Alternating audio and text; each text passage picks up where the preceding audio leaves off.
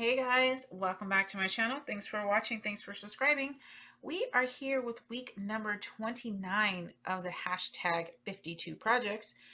And if this is your first time watching one of the hashtag 52 projects, this was just a little series that I created to bring you a simple project every week that most of them you can do from start to finish, including matting, in less than 30 minutes. These are projects I find on YouTube, Pinterest, Instagram. I make them up, what have you. Um, it's just to give you a sense of accomplishment and to bring your crafty mojo back. And also, these are great crafter projects. They're great beginner projects, but they're fun enough for our advanced crafters as well. So let's get started. This week is brought to us by Cee Alfred, who's Cee's Creation here on YouTube. Now, she did just do this box a couple weeks ago.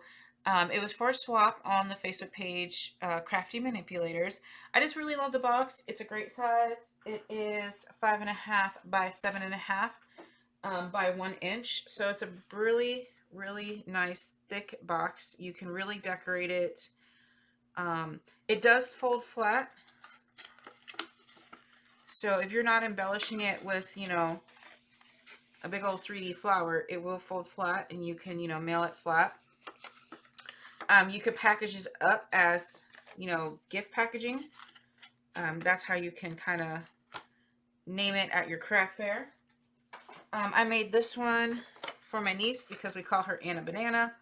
So it's a little banana box.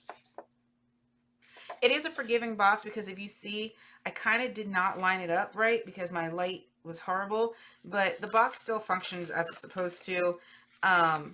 It's not a huge deal if you don't get it exactly lined up. And this is just put little crayons and some coloring sheets in there for her. So, all right, so let's go ahead and get started. You're going to need 2 pieces of paper, one that's 7.5 by 11.5 and one that's 7.5 by 7.5. And you can alter these measurements to make, whatever size box you want.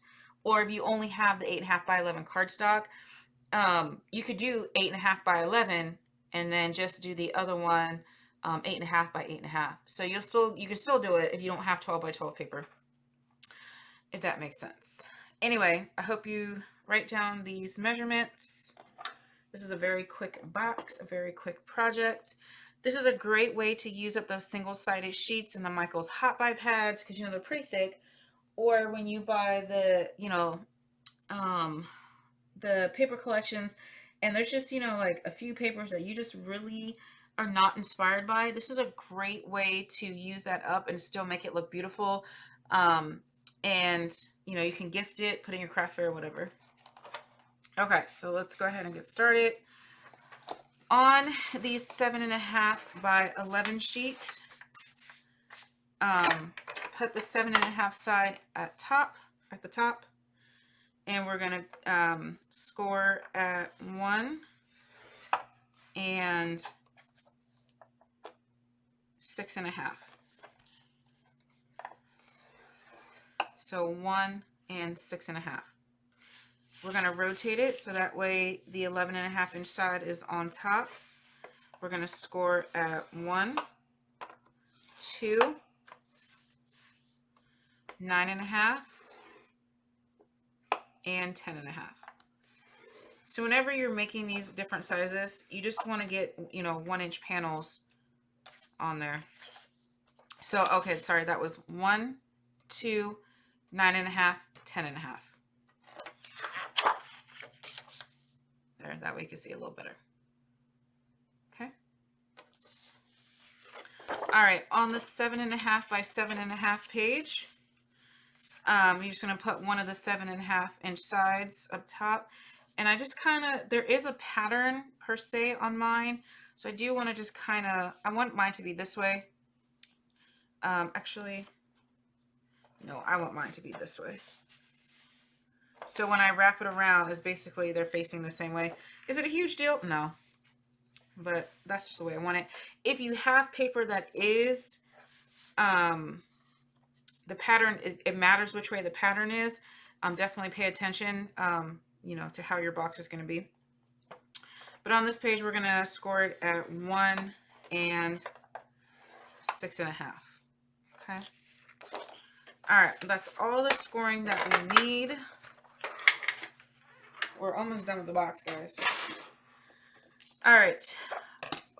On this page, the 7.5 by 11.5, we're just going to cut out all the squares.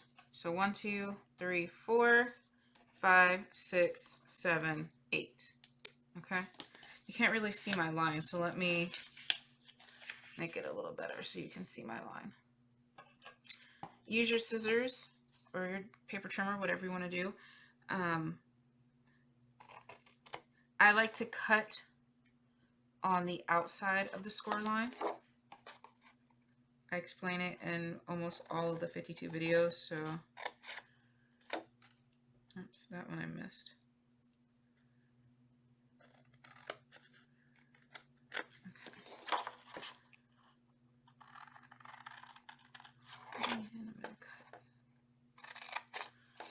I know it's blurry, but all I'm doing is cutting out the little squares that I crossed off. Yes, I have an extra square line because my, what do you call those things? Stilo? I don't know what you call it. It's skipped, but that's okay. You see, it's not going to hurt the box any way, shape, or form. Come on.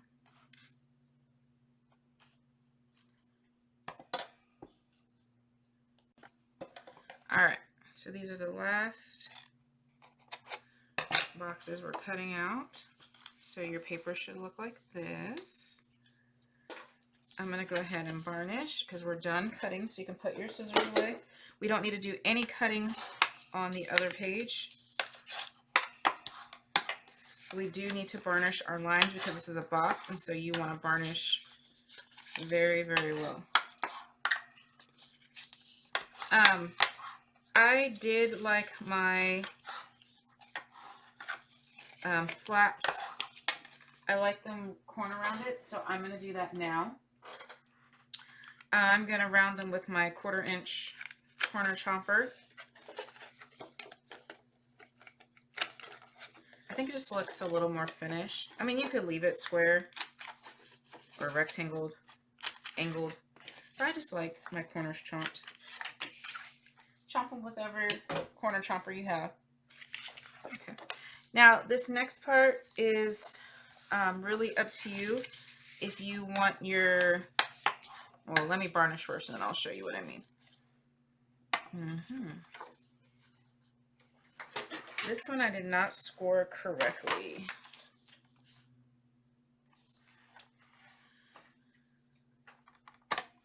So I'm just going to go back through and see what I did wrong, because it should have been 1 inch and 6.5, and I did 1.5. So as you can see, the box is very forgiving, especially if you have a heavy pattern.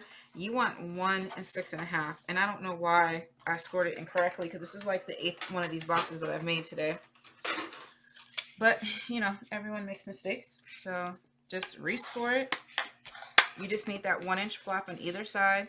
We're not going to worry about this oopsie daisy score line because you can always fix that. You can cover it. I mean, no one's really going to pay attention to that, to be honest. So anyway, so now you can decide if you want your flaps to go over like this, or you want them to go inside like this. See how I have the small piece inside? It does not matter. I prefer to put my tape on the small piece and put it over. Actually, I can't really say that I prefer because I've done it both ways. It's just when I look up, whichever piece I put the tape on, then that's just going to be the piece that is going to either go inside or outside. So I'm using tape right now for video purposes. The other ones I did use wet glue. It's just the tape obviously is faster for videos sometimes. Okay, so I'm just going to go ahead and peel the tape off one side. Make sure there's no overhang. And now it's going to go on the outside. So I'm just going to line mine up as best as I can, making sure I get up to that score line, but I don't pass it. And I'm going to put it down. It may be easier for you to pick it up and then go like this, but for me, you know, it's however I get it down.